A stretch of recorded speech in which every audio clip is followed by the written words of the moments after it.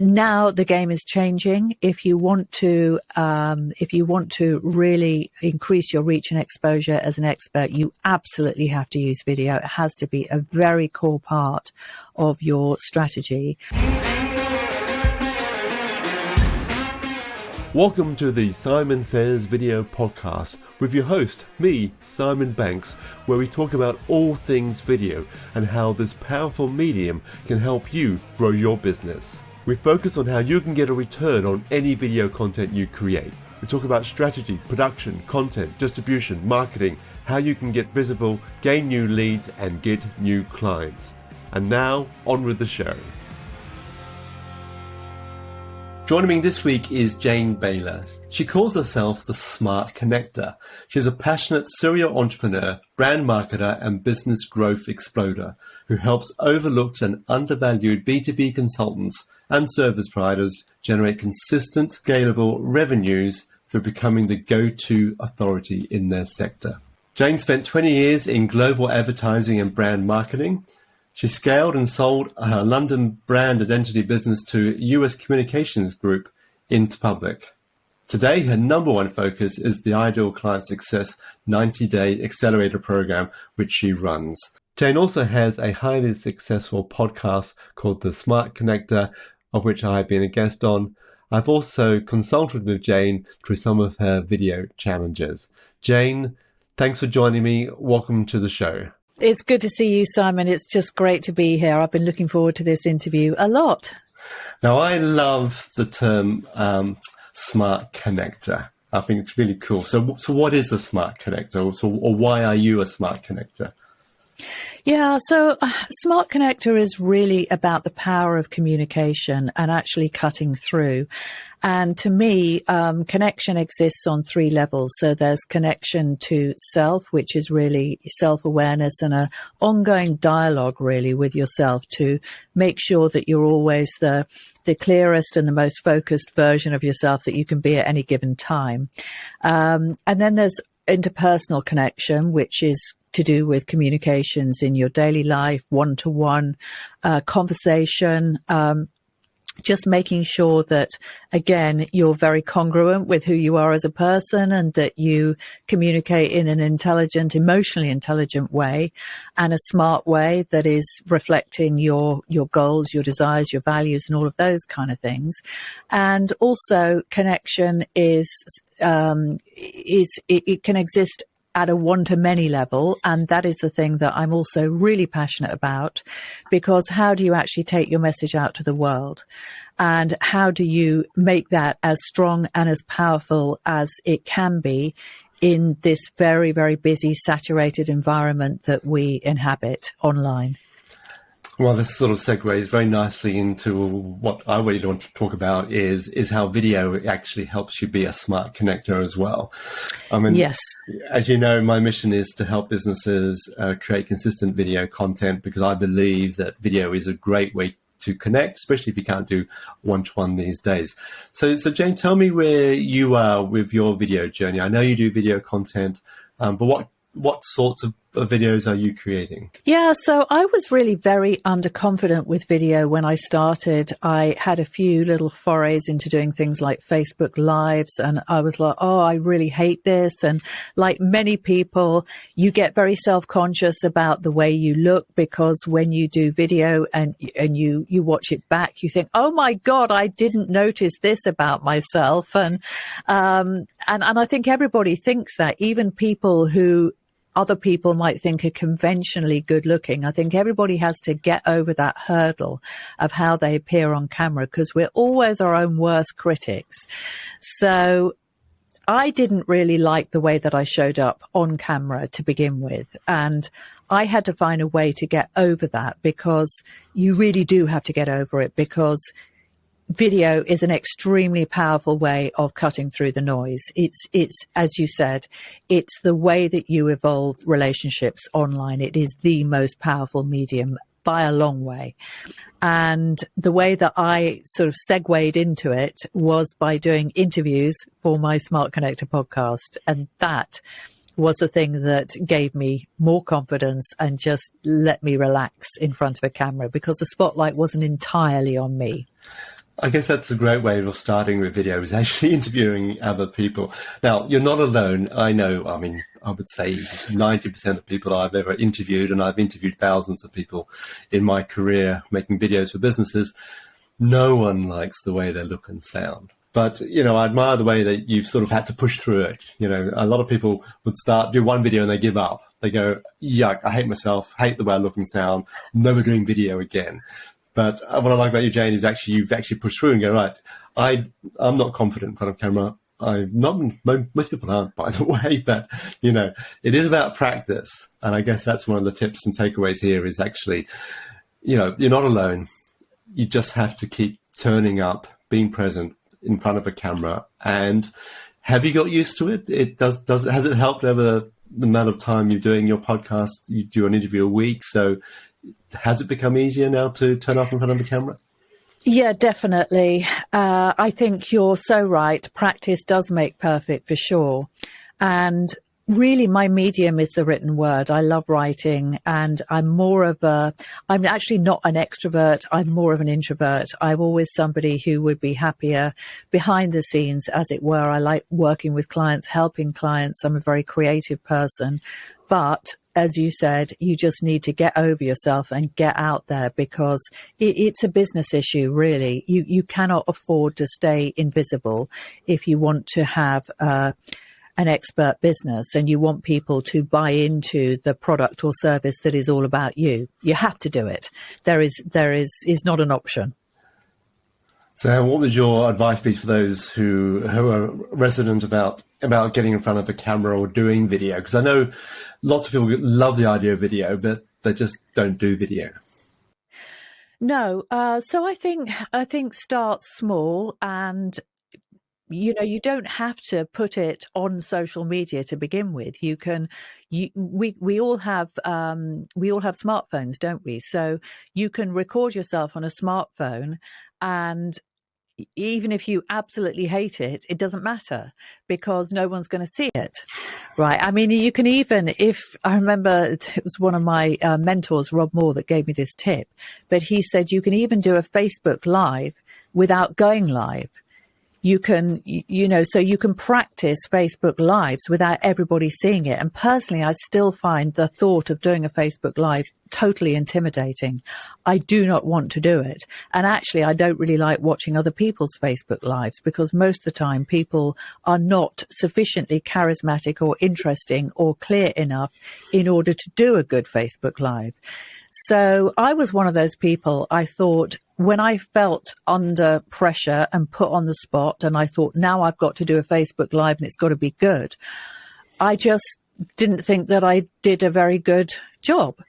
So I thought, okay, so what can I do? And then I learned, you can do these things. You can do Instagram Reels, for example, and you can use a little auto caption thing, and you can also use auto prompt, and you can actually put it on your phone. And even if you're just saying 3 bullet points or something, it's actually looking at your phone and having something there on the screen that helps you is better for me anyway than just rambling to camera, because that is what I would do if I didn't have that. No, I love that idea. I think it's a great way to start is use your smartphone to record. I think the trick here is actually to record yourself and play yourself back. Yes. That's the key part, because you have to get used to the way you look and sound. Now, if you're using a smartphone, the issue I have with smartphones is you end up looking at yourself. Right. You can't help, if you're using the selfie mode, you're always going to look at the screen, which you end up looking at yourself, because obviously when we're talking, we're always used to talking to another person. But the trick is to look at the little black dot all down the lens. I mean, and that just takes some practice. But the idea is do a short recording, play back, because the more you look at yourself and, listen to yourself back on video, the more comfortable you become. I know that because I've spent most of my career behind the camera, and then realizing I have to be in front of the camera a lot more. I used to cringe as well every time I thought, do I really sound like that? and I just can't get my senses out. I struggle. That's why I don't do a lot of lives, to be honest with you. I think lives are really hard to do well. I mean, they are an easy form of video to do, because you can it's so easy to press that live button on Facebook and off you go. But I think lives are really difficult. So I think that my advice and the trick is what I do is I record and then you edit. Because then you don't have, if you do ramble, it doesn't really matter so much because then you can edit. All right. So you don't necessarily have to edit yourself. As a business owner, you probably got time to edit. But there are plenty of people out there who will edit video for you. Okay. That's probably going to be another episode in itself, I do believe, on how you outsource your editing. But to me, that's where the magic happens. Yeah. The trick is start recording on smartphone. And then when you're more confident, record and then edit. Yeah, I think that's a really important point because a lot of people think, well, I should start by recording lives because they see people who are, they're just like superstars at recording lives. I mean, somebody like Rob, who I talked about, you know, he just turns on the phone and he is such a natural. He is a very charismatic guy. But, you know, we think he's a natural, but when he talks about it, he says, well, you know, I've just been practicing this stuff for years. He is a public speaker. He trained in public speaking, and he teaches public speaking as well as obviously being an entrepreneur. So if you are a public speaker, then obviously doing something like a Facebook Live is going to come a lot easier to you because that's your craft, if you like. But for most people, they are not public speakers. And of course, masters at anything always make what they do look easy. You know, if you go to see a classical concert, for example, and you see like some amazing violinist, you're not just going to be able to pick up a violin and play like them, are you? And so I think it's the same with you know, with these live videos, just picking up a smartphone and really creating a piece of content on the hoof that is fantastic. It's advanced. It looks easy for people who are really good at it. But as you said, there's a lot easier ways to actually cut through on video. And it is about practice. You don't necessarily have to do what they call the 10,000 hours. But I've met very few people in my career who are naturally can sit in front of a camera and just ad-lib for 5 minutes perfectly. Very few. So you can't compare yourself with these people. I think for me, as a business owner, you really do need to turn up in front of a camera.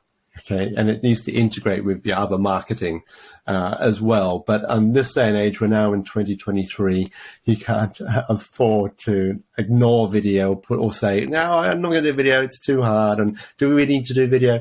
I really do think we need to do video these days.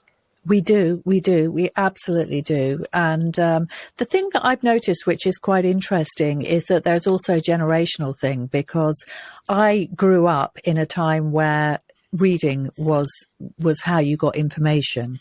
A lot of my children, for example, and a lot of millennials, they grew up in a time where they got all of their information through video.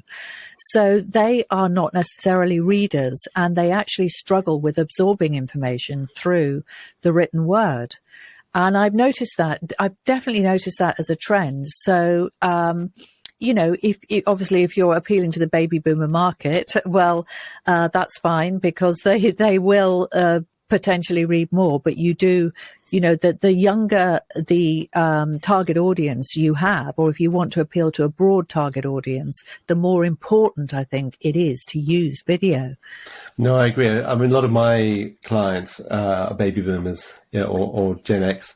And of course, you know, I'm like you, Jane. I grew up before the pre-internet days, you know, even VHS days almost. And so I think we have to appreciate that actually there's a whole new population, not new, but millennials are now reaching their 40s and they're part of your target audience. And I believe that, and what we know is that the facts are there and the evidence is there that they are used to consuming information via video.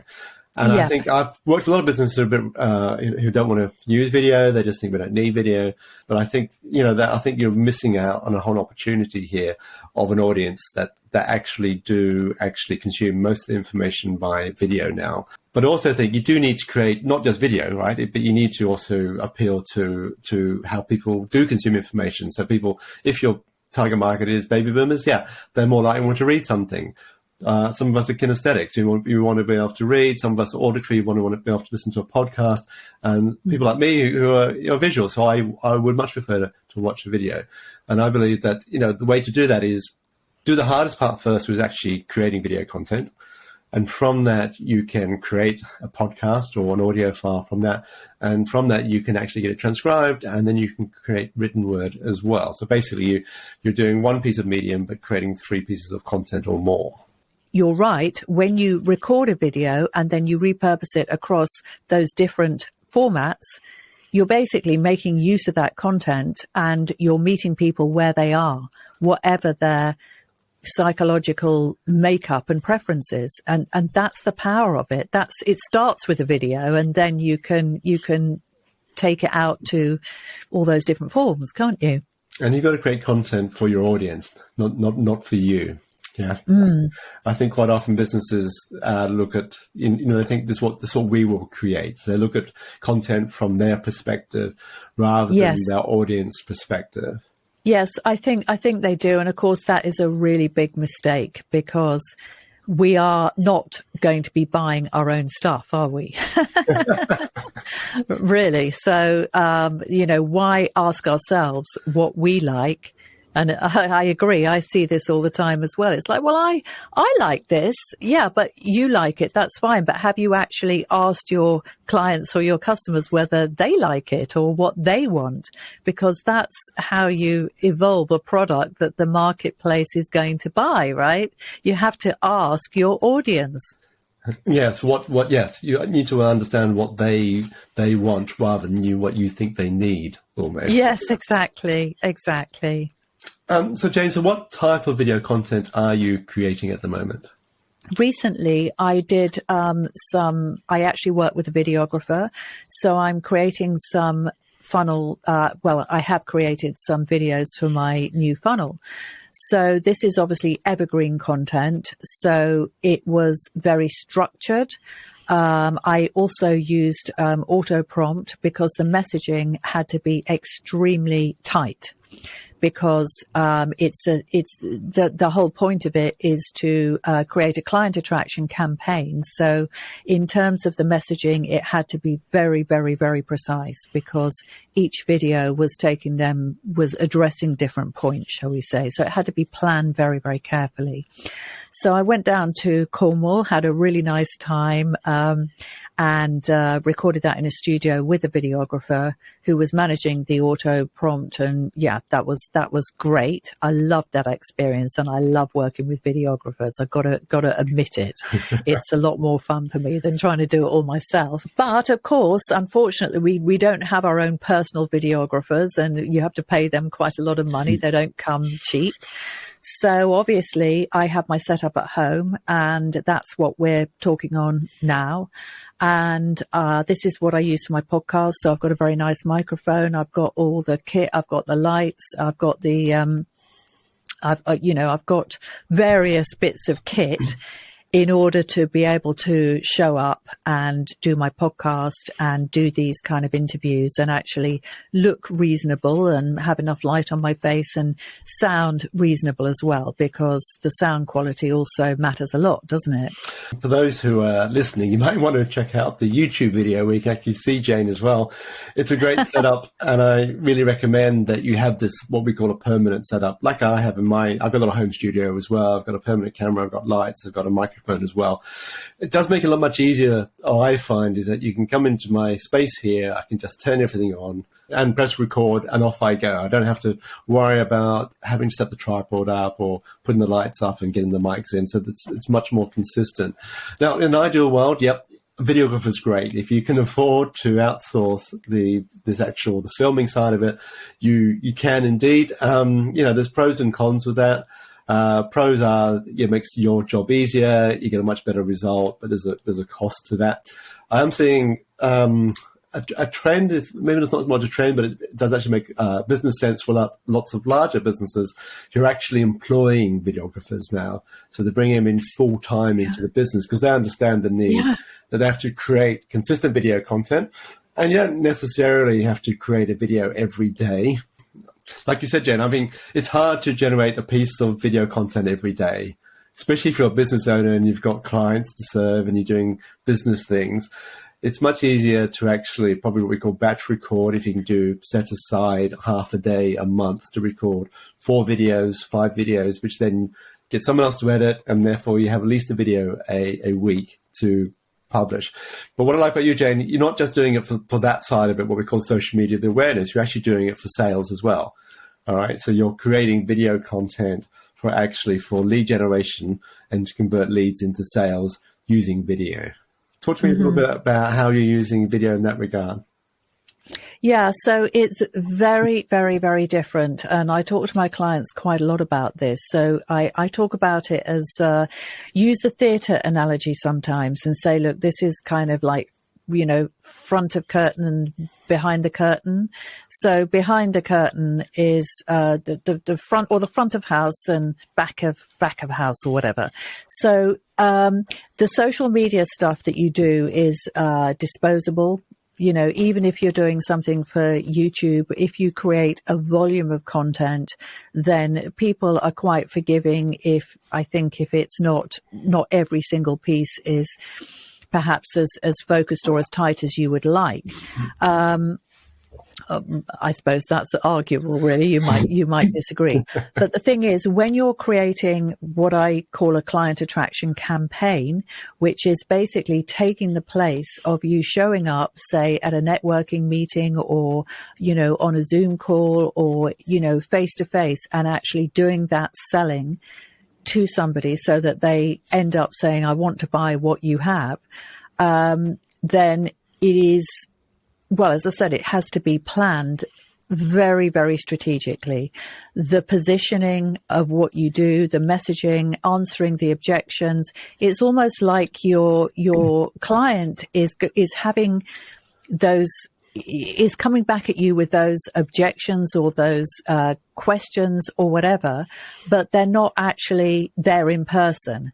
So you have to know what they're going to say, and you have to answer them in those videos without actually hearing their voice, if that makes sense. So that is really, really different to a how-to video or, anything that you might do on social media that is, you're going to be helpful and maybe value driven, but it is not the same as selling. Very, very different types of videos. Well, they are, because one's marketing and one's sales. So with social media, particularly, depending on the platform. So, for example, you might put something on Facebook, therefore it has a shelf life of probably 24 hours. If you put something on Twitter, it's probably hours. Instagram, the same. YouTube, a little bit longer, a little bit evergreen.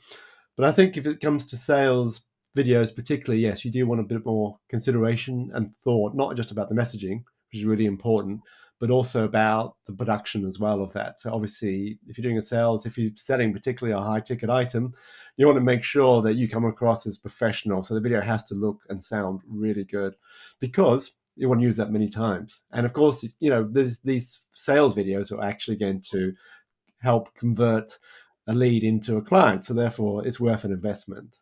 It's great that you're using video as part of your sales process as well. What results are you seeing? What I am doing is my mentor has a $15 million a year e-commerce business, and he sells $8 million of online courses a year. So this funnel and this funnel structure was what he taught me, and he learned this from somebody who is widely known to be one of the godfathers of online marketing, who is called Jay Abraham. I don't know if you've ever heard of him, but this is actually this particular funnel that I'm recording these videos for. It has been used in the online space for around 10 years in different forms, mostly in the B2C marketplace. So I've actually adapted it for B2B and for consultants. However, I'm using it in conjunction with a cart, so people will be able to purchase at the end of that. But the funnel that I'm going to be offering as a done-for-you funnel for my clients is going to be driving to a call. So it's going to be really for people who have, higher value offers, 5 and 6 figure deals is the thing that they're going to be looking for. So it's more the typical kind of consulting model. So that's basically it. So when it comes to creating video content, I mean, is there any sort of insights or tips that you can share with us? I think clarity is very important, because I think the worst thing that you can do is waffle about nothing in particular. And this is what I see people do all the time. They think, as long as I show up on video, it doesn't really matter what I say, because I can be tramping through the woods and I can be talking about the bluebells and what a lovely day it is and what I've got planned for my day. And that's it. I've done my job. I've shown up on video, and I'm building my personal brand, and that's fantastic. And I'm afraid, no, that doesn't cut it. So that's the first thing, is be very clear about the messaging and what you are actually saying to your audience and what they're going to take away from it, because they're not going to follow you if you just ramble on about nothing in particular. No, I think that you need to get straight to the point. So I think, the saying is you've got 8 seconds or even less now to attract your audience, no matter where your video is, if it's on your website or YouTube, and especially if it's on social media. You've really got to hook that person in. So, for example, don't have your logo sting at the beginning. I see that so many times with larger companies have the logo at the beginning. That's, you're going to lose your audience very quickly. The other one particularly is not to say, hi, thank you, thanks for watching my video, thanks for joining me. I think you really just got to go in what we call the hook, straight into the message, so that someone will start watching this, they'll know what this video is about. And then, I think no one's naturally a speaker or can actually ad-lib for 5 minutes, it really concisely. I'm doing it now. I'm sort of hesitating, making up as I go along. But this is where editing comes in. This is where, again, the magic of editing comes in. So if you are prone to be a bit of a waffler or go on a bit, then you can use the scissors, as we say, to actually cut it down. I think the other way for video is, you see this, you just got to do video, just turn it on and record. I'm not a fan of that. It's a good way maybe to start practicing, but don't necessarily post it. I really think you need to, before you press that record button, have some idea, or you must have an idea of what you're going to say, what your message is, what the point is as well of the video, and be concise as possible. And then stop recording. If you can do a bit of an edit on it, then post it, then your videos will be a lot more effective. I was taught a structure for any video, really, which is relatively basic, but you start with a hook. So in this video, I'm going to, and then you tell them what they're going to get out of it, and then 3 points, and then you wrap it up and you summarize, and you can make that as long or as short as you want. And in fact, it's the same structure as you can use for a social media post or, an article or anything like that, really. But those 3 points, I think, for a short piece of content work quite well. But I also think this whole thing about actually having a conversation I think it's really interesting. I'm very interested in people, and I love talking to people, and I'm very curious to hear people's knowledge and wisdom and experience. And I think that thing about having a conversation between two people is very compelling, because it's a bit like eavesdropping, isn't it? We're all nosy, right? So we like to eavesdrop on people's conversations, and we like to feel connected by, being in a way a sort of third party in this conversation. So I do love interviews, I must say. I really love interviews. I love doing them, and I love interviewing other people. And I think that's why in my podcast, I have done less solo content and more interviews, just because I find it so much fun. And it's a great way to start with video, actually. If you're really not sure how you want to turn up, or a bit nervous of the camera, or not sure what to say even, then my advice would be, look, get someone to ask you some questions. I think a lot of people struggle with what to say on video. And again, my advice would be, just answer the questions that you frequently get asked. As a business owner, they're going to ask you the same questions. How much does it cost? How does it work? All that sort of stuff. And those are something you can just literally, these can be really short videos, just answer that question. And that's a post. I like the idea, and you're totally right, is not to put too many messages into one video. I often see clients who want a 3-minute video and they want to put everything into it. And it just doesn't work. It just doesn't work that way anymore. If you're going to do that, then my advice would be to create, 3 or 4 videos, which you can do. So don't think of one video, think of multiple videos. And think, I'm sure, as business owners, your business, you have a message to impart, you have a product or service that people need those services. And, you should be able to talk about what you do, why you do it, what the benefits that your product or service will help your clients. And it really is just about getting in front of the camera, and if you're still not sure, then to get some help from people like yourself, Jane, or myself on how you can do this. I think it's really important to get your message right first, understand who your audience is, and then get your message right before you start creating any content, actually. Yeah. And I mean, I've got another quite important point, because I come from a media background. I worked for over 20 years in big global advertising agencies, media and entertainment. That is my background, television and so on. And I think the thing that people should not forget is that video is entertainment, and that you have to be engaging and entertaining, and you have to smile, and you have to make people feel good about watching you. If you bore them, or if you don't smile and you don't use any interesting kind of tonality in the way that you speak, you just are very monotone, then you're not going to engage people. And I had to learn this myself, because the first videos that I did, I looked at them and I'm like, oh, Jane, your face is just so boring. You're not smiling. So I had to teach myself to smile, because people like smiley faces. Just smile and be charming and be the most interesting version of yourself. I think when you're on camera, really strive for that, because people value it and they like it. And I think the point there is, you also remember it's a performance, whether, being on camera or being on stage, you've really got to up your energy a bit. That's what makes you interesting. Mm-hmm. And I know, and that again comes down to practice. It's not the easiest thing to look down a lens or a little black dot and then be animated and engaging. But it's practice again, but also upping your energy level as well.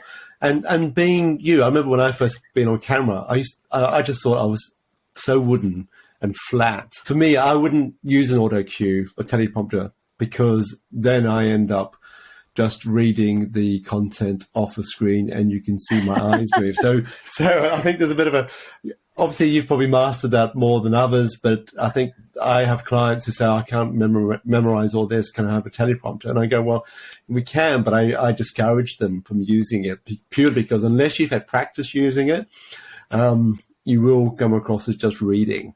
So for me, I try and, I don't memorize, I write bullet points down and I record in sections, which is why then editing is really important here. And then I can splice it all together to make it more engaging. And then I would put pictures over it because, otherwise you just have one talking head for a longer video, then it's not so interesting, especially if it's a social media piece.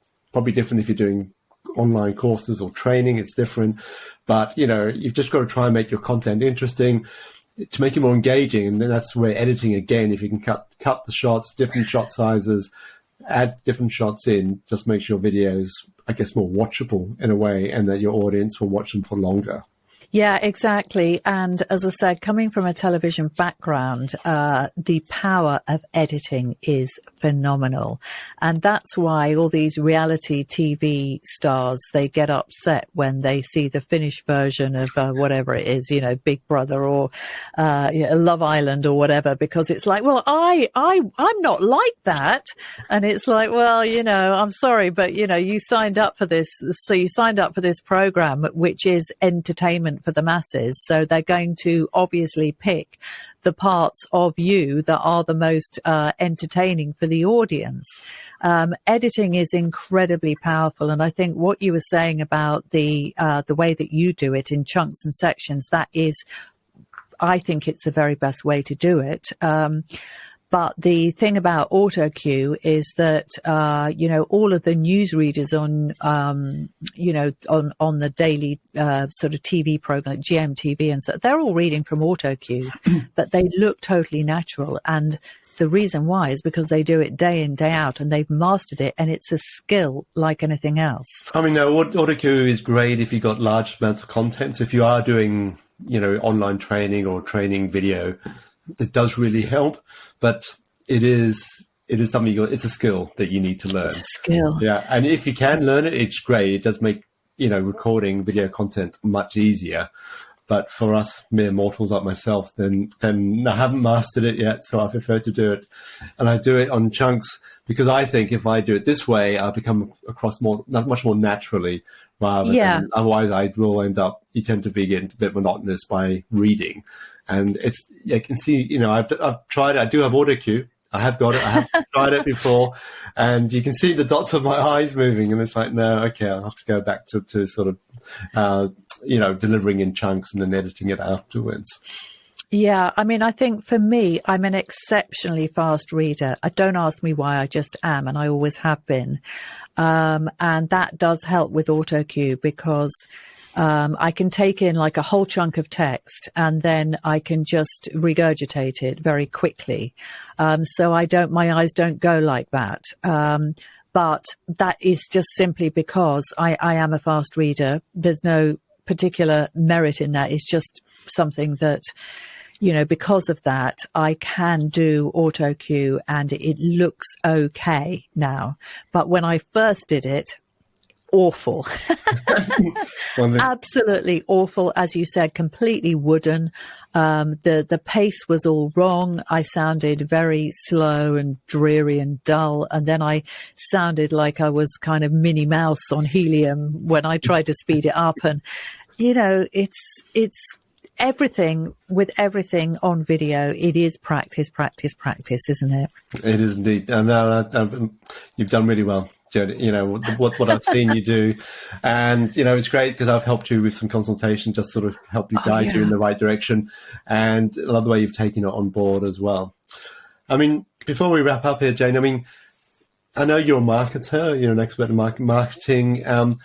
So just explain, where do you see video in the whole process of marketing and sales, and how are your clients integrating video into their programs? Yeah, so, video is only going to get more and more important. And I think also people's attention span is a lot shorter now, and that's a proven fact. So I think what's going to happen, and what is happening already, is that shorter clips are more digestible and they're more powerful. So I think the whole thing about repurposing content is a trend that is going to be more and more and more important into shorter and shorter clips, but also when people's interest is piqued by the shorter clips and they're going to want to go a bit more long form and so on. Now the game is changing. If you want to really increase your reach and exposure as an expert, you absolutely have to use video. It has to be a very core part of your strategy. And I think the other important thing is that this issue of repurposing, which we have talked about already, that if you can repurpose your content across multiple platforms and mediums, make some of it evergreen, make some of it, throwaway, disposable or whatever, but having a content repurposing strategy is the key to growth, I think, as an expert.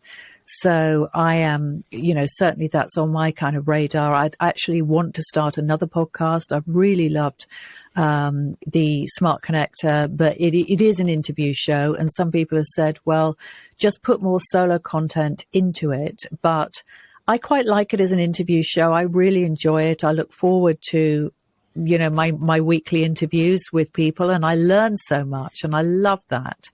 And I love being able to bring fantastic wisdom and expertise to my audience.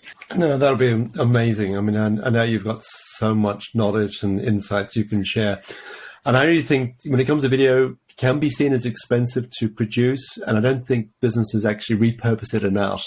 It's about this: you create once, and then you can cut it into different different items, different videos, and then put it on different platforms.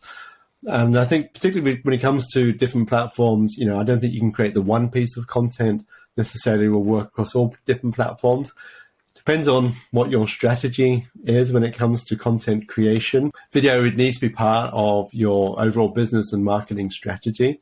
And, it's about how can we fit that in with what else we're doing. And I think it's about this, again, I always use this word consistency. How can you be consistent with marketing and with video? But I find a lot of businesses struggle with consistency when it comes to marketing. Systems, it all comes down to systems, doesn't it? So you made a point earlier about batch recording. With a business, obviously this is different if you're an individual maybe, but if you're a business and you want to build your brand and you want the leaders of that business, let's just say, to be more visible online, you can really just kind of dedicate a day a month, can't you, to going into the studio, recording a whole series of videos. Obviously, you'd have to plan them out in advance, but you could do like when I was down in Cornwall, we did probably about 6 videos a day. So we did 2 days, and we had 12 videos in all, and those were the videos actually for my new website as well as the funnel. So it was all done in 2 days, and it was fantastic because I didn't have to go to the hairdresser except on the first day.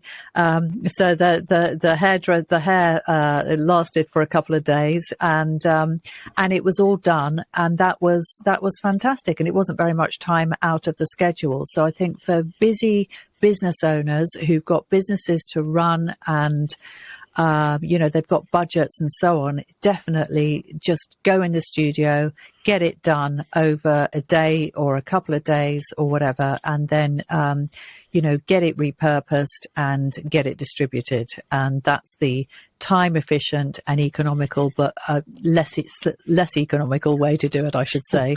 But, it's horses for courses, isn't it? If you have the budget and your time is better spent elsewhere, then get the help rather than DIY.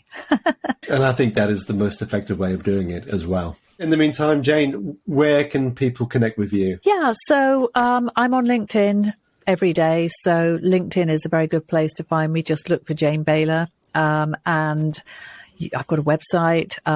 You can email me at jane@janebayler.com.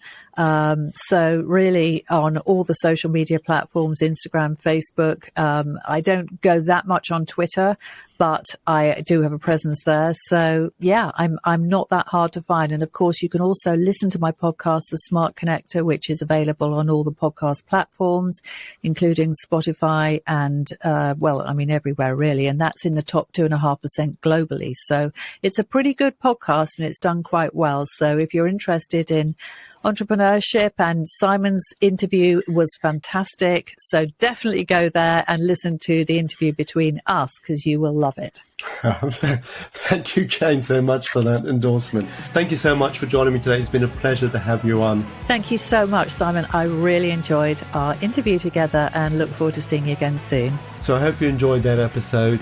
Now, if you have a phobia of the camera or just don't like the way you look and sound on video, then definitely check out my other video where I interview performance coach Elizabeth Valentine. Thanks for watching, and I shall catch you in the next episode.